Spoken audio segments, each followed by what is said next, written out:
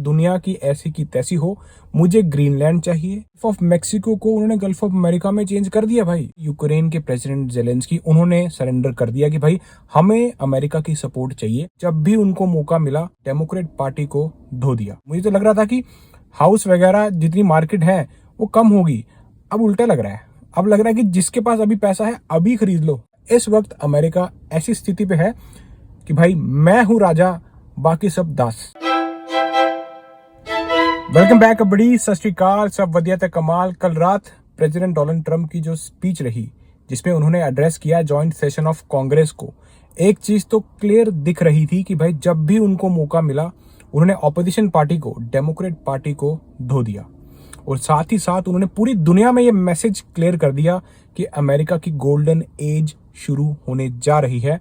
अब इसमें मुझे फर्क नहीं पड़ता कि दुनिया की ऐसी की तैसी हो, मुझे ग्रीनलैंड चाहिए, मुझे पनामा कनाल चाहिए। और साथ ही साथ जो भी देश अमेरिका को टैरिफ लगा रहे हैं उन पर उतना ही रेसिप्रोकल टैरिफ मैं लगाऊंगा। उन्होंने गोल्डन कार्ड की भी बात की कि जितने भी पूंजीपति हैं, पैसे वाले लोग हैं, भाई तुम्हें दिक्कत नहीं, तुम अमेरिका में आ जाओ, $5 मिलियन दे दो, ये मैं लेकर आ रहा हूं बहुत ही जल्द। टैरिफ ने पूरी दुनिया में वर्ल्ड ट्रेड वॉर शुरू कर दी है। अब चाहे आप यूएसए के एलाइज ही ले लो, कनाडा कितना बड़ा एलाई था लेकिन अब नहीं है। अब कनाडा भी रेसिप्रोकल टैरिफ मार रहा है अमेरिका के गुड्स पर। मेक्सिको अभी किस तरह से रिस्पॉन्ड करेगा वो देखना है। साथ ही साथ जिस तरह से प्रेसिडेंट डोनाल्ड ट्रंप ने कहा कि भाई इंडिया भी कम नहीं है, तो मैं इस पर भी रेसिप्रोकल टैरिफ मारने जा रहा हूं, चाइना पर भी मारूंगा, साथ ही साथ साउथ कोरिया पर भी।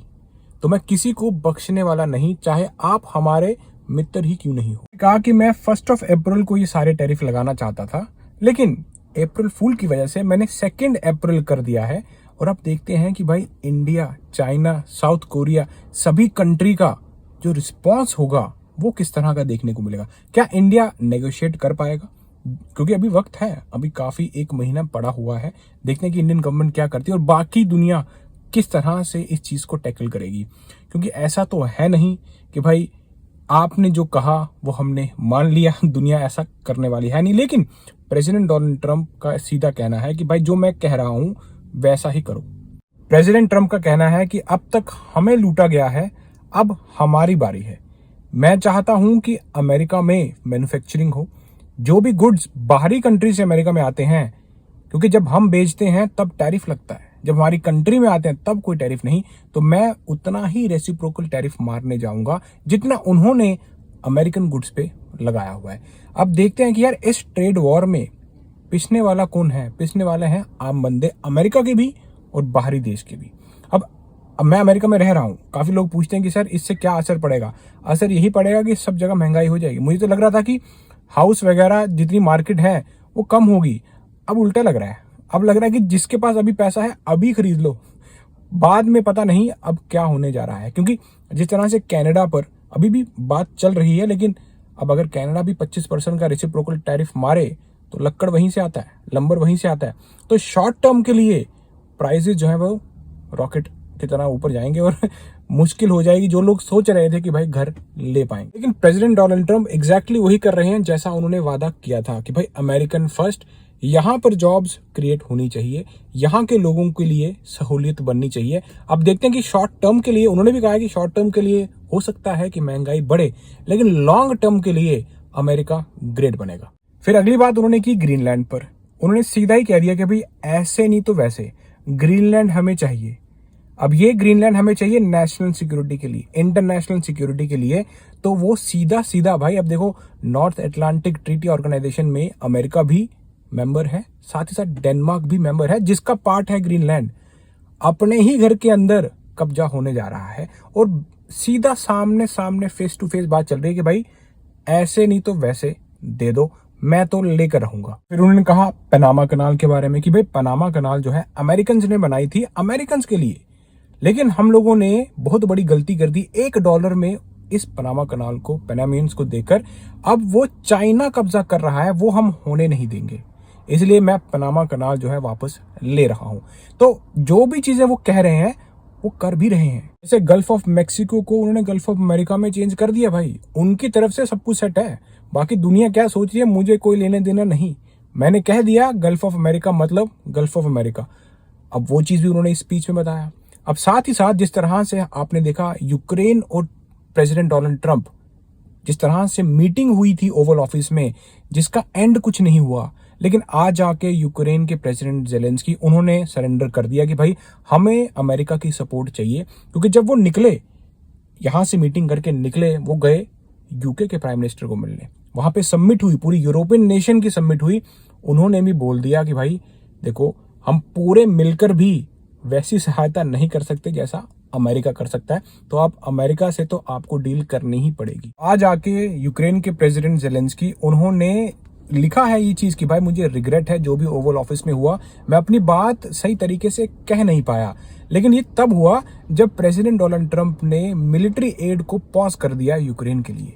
अब आप देख रहे हो मिलिट्री एड ही जब पॉज हो जाएगी तो आपको लगता है कि रशिया को के साथ भिड़ने के लिए यूरोपियन नेशन, मुझे नहीं लगता कि बेचारे इस वक्त उनकी कोई स्थिति है, क्योंकि उनका ही कब्जा अब प्रेसिडेंट डोनाल्ड ट्रंप ले रहे हैं। डेनमार्क का पार्ट है ग्रीनलैंड। कितने खुलेआम प्रेसिडेंट डोनाल्ड ट्रंप कह रहे हैं कि भाई मुझे चाहिए, ऐसे नहीं तो वैसे। अब आप सोचो यूरोपियन नेशन बेचारे उनका कहाँ ही रह गया, क्या रह गया उनके पास, कुछ भी नहीं है। एक तरफ से रशिया वहां से अटैक कर रहा है यूक्रेन पे, और एक तरफ से यूक्रेन को डील करनी पड़ रही है प्रेसिडेंट डोनाल्ड ट्रंप यूएसए के साथ कि भाई ठीक है आप मेरे रेयर अर्थ मिनरल्स ले लो और मुझे सपोर्ट करो भाई, मुझे नहीं हारना। आज आके डिवीजन जो हो रही है यूरोपियन नेशंस की ही हो रही है। यूक्रेन से स्टार्ट हो रहा है ये काम, मुझे लग रहा है अब आगे पता नहीं क्या होगा। कि इस पूरी स्पीच में मैंने पता क्या सीखा, पूंजीपति बनो, पैसे वाले बनो, क्योंकि जिसके पास पैसा है उसी के आगे दुनिया झुकेगी। अभी तो यही दिख रहा है अगले 4 साल। जिस तरह से उन्होंने गोल्डन कार्ड की भी बात की, भाई कांग्रेस के सामने ही बोल दिया, जैसा उन्होंने पहले बताया था 26 तारीख को कि भाई हम लोग 2 हफ्ते में गोल्डन कार्ड लेकर आ रहे हैं। जितने भी पूंजीपति हैं इस दुनिया में, मुझे फर्क नहीं पड़ता चाहे आप रशिया से भी हो, आप अमेरिका में आकर इन्वेस्टमेंट करो, आपको हम यूएसए की सिटीजनशिप का पाथवे देंगे। तो पैसा अगर आपके पास है तो भाई आपके साथ पूरी दुनिया खड़ी है, आपके अमेरिका खड़ा है, तो पैसा कमाए, ये तो मैंने सीखा। और बाकी गोल्डन कार्ड की बात, महंगा तो है यार, $5 मिलियन में भी अभी काफी ज्यादा रिक्वायरमेंट्स होंगी। अब देखना है, पहले EB-5 हुआ करता था जिसमें करीब 1 मिलियन के करीब, और साथ साथ कुछ 10 जॉब्स आपको देनी है यूएस सिटीजन को, और आप EB-5 कैटेगरी में अप्लाई कर सकते हो। लेकिन अब वही कैटेगरी को बंद करना चाहते हैं और $5 मिलियन की इन्वेस्टमेंट करना चाहते हैं कि भाई जो भी बंदा बाहर से आए $5 मिलियन दो, मैं अपना टैक्स जो है, जो अपने लोगों अमेरिकन हैं जो, उनका टैक्स कम करना चाहता हूं, लेकिन उसकी भरपाई बाहर के लोग करेंगे। जो भी पूंजीपति बाहर से आते हैं वो आके कंपनी बिल्ड करें, हमारे लोगों को जॉब्स दें, हम आपको सिटीजनशिप देंगे, सिक्योरिटी देंगे। अमेरिका जैसी कंट्री तो कोई और है नहीं, ये है फर्स्ट वर्ल्ड। बाकी मुझे फर्क नहीं पड़ता थर्ड वर्ल्ड कौन है, सेकंड वर्ल्ड कौन है, हम फर्स्ट वर्ल्ड रहेंगे। इसके लिए मुझे जो करना पड़ेगा मैं करूंगा। इसी बीच उन्होंने पाकिस्तान की भी तारीफ कर दी, क्योंकि अफगानिस्तान 2021 में जिस तरह से अमेरिका अफगानिस्तान से बाहर निकल रहा था, उस बीच एक आईसिस के टेररिस्ट ने 13 अमेरिकन सोल्जर्स की जान ले ली थी। तो अब उस चीज का बदला लेने के लिए पाकिस्तान में वो टेररिस्ट पाया गया और पाकिस्तान ने अमेरिका को दे दिया कि भाई ये लो आपका टेररिस्ट, हम आपको दे रहे हैं। तो उस चीज की प्रशंसा प्रेसिडेंट डोनाल्ड ट्रंप ने पाकिस्तान पर की। लेकिन इसकी दिक्कत पता क्या है कि ऐसी चीजें कांग्रेस में खुले आम बताना, ये पाकिस्तान के लिए आगे आने वाले टाइम में दिक्कत हो सकती है। बाकी देखते हैं क्या होता है। लेकिन आप देख रहे हो सिर्फ पाकिस्तान का नाम आया, बाकी किसी कंट्री की प्रशंसा नहीं की सिर्फ पाकिस्तान को किया। मुझे ये समझ नहीं आ रहा कि ये उनके लिए फायदे की बात है कि या उनको घबराना चाहिए अब, क्योंकि अफगानिस्तान में है तालिबान और इनकी अब बनती नहीं, ये सबको मालूम है। तो अब ये सिचुएशन पाकिस्तान को डील करनी पड़ेगी कि भाई ये अच्छी चीज थी या प्रेसिडेंट डोनाल्ड ट्रंप ने हमें किसी घेरे में डाल दिया, जहां पर पूरी दुनिया बात कर रही है कि भाई क्लाइमेट चेंज हो रहा है। वहीं पे प्रेसिडेंट डोनाल्ड ट्रंप कह रहे हैं कि भाई हम पेरिस क्लाइमेट ट्रीटी से बाहर हो रहे हैं, हम ड्रिल करेंगे। हमारे पास ऑयल गैस पहले से है, अलास्का में भी हम लोग इन्वेस्टमेंट करना चाहते हैं। जो भी आना चाहता है आ जाओ, ड्रिल करेंगे, इकट्ठे मिलके निकालेंगे तेल, जो भी चीजें मिलेंगी पैसा बनाओ और अपनी कंट्री को ग्रेट बनाओ। इतना तो क्लियर है कि पूंजीपति अमेरिका में हमेशा वेलकम रहेंगे। भाई पैसा बनाओ और अमेरिका आ जाओ। इसी के साथ साथ उन्होंने इलॉन मस्क, डॉज के जो हेड हैं department of government efficiency, Elon Musk को उन्होंने उनकी प्रशंसा करते वक्त वो झुके नहीं। प्रॉपर डेमोक्रेट के सामने उन्होंने एकदम तीर मार के बोल दिया कि भाई इलॉन मस्क को हम सभी अप्रिशिएट करते हैं, इवन डेमोक्रेट्स भी करना चाहती है लेकिन एडमिट नहीं कर रहे।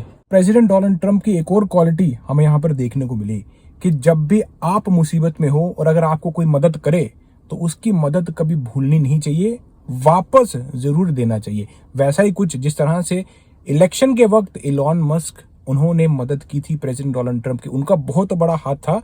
अब वही चीज president Donald Trump Elon Musk के लिए कर रहे हैं कि भाई सबसे बढ़िया रहे हैं यार, डेमोक्रेट सब पीछे हो। वैसा ही एप्रिसिएशन प्रेसिडेंट डोनाल्ड ट्रंप दे रहे हैं इलॉन मस्क को। अब चाहे इलॉन मस्क आपने ओवल ऑफिस में देखे होंगे, चाहे अभी वो कांग्रेस कैपिटल हिल में जिस तरह का ये सेशन था उसमें उनकी प्रेज की है, तो हर जगह चाहे कोई इंटरव्यू हो चाहे कोई ऑफिशियल जगह हो, इलॉन मस्क की प्रेसिडेंट डोनाल्ड ट्रंप तारीफ ही करते हैं। वो ये नहीं कहते कि भाई, वो अगर इलॉन मस्क कह रहे हैं कि भाई फेडरल एम्प्लॉय निकाल दो, जो लोग नहीं है निकाल दो, पूछो मत। जो सेशन था ये हिस्ट्री में अब तक का सबसे लंबा सेशन था, करीब 1 आवर एंड 44 मिनट्स। पूरे सेशन में एक चीज क्लियर है, मेक अमेरिका ग्रेट अगेन। अब इसके लिए ड्रिल करना पड़ेगा, क्लाइमेट ट्रीटी से बाहर निकलना पड़ेगा, निकल जाओ, पैसा कमाना है, अमेरिका को ग्रेट बनाना है। अगर हमें हमारे एलाई से फायदा हो सकता है, मेक अमेरिका ग्रेट अगेन बन सकता है, तो उनको ऐसे नहीं तो वैसे मना लो, ग्रीनलैंड ले लो, पनामा कनाल ले लो। अगर कोई दोस्त हमारे साथ व्यापार कर रहा है और अगर हमारे गुड्स पे वो लोग टैरिफ मार रहे हैं तो भाई हम भी रेसिप्रोकल टैरिफ मारेंगे, दोस्ती जाए भाड़ में। ये इंडिया के लिए है। पीएम मोदी जी मिलकर भी गए लेकिन फिर भी उन्होंने इस सेशन में इंडिया का नाम लेते हुए कहा कि भाई मैं रेसिप्रोकल टैरिफ मारने जा रहा हूं 2 अप्रैल से। 1 अप्रैल अप्रैल फुल हो जाएगा, तो इसलिए मैंने 2 अप्रैल कर दिया है। इसमें south Korea, India, Brazil, China सभी मिल गए हैं कि भाई मैं किसी को नहीं छोड़ूंगा। इस वक्त अमेरिका ऐसी स्थिति पे है कि भाई मैं हूं राजा, बाकी सब दास, मेरी सुन लो वरना मैं किसी की नहीं सुनूंगा। सब मिलता हूं आपको ऐसी किसी इंटरेस्टिंग वीडियो में नेक्स्ट टाइम। टिल देन चक्को फटे। और हाँ, हमें ऐसी स्पीच से क्या सीखने को मिलता है, ये बहुत जरूरी है। पैसा कमाओ, पैसे के आगे सभी झुक रहे हैं। ये डिप्लोमेसी विप्लोमेसी सब पैसे की वजह से हो रही है। भगवान के बाद पैसा।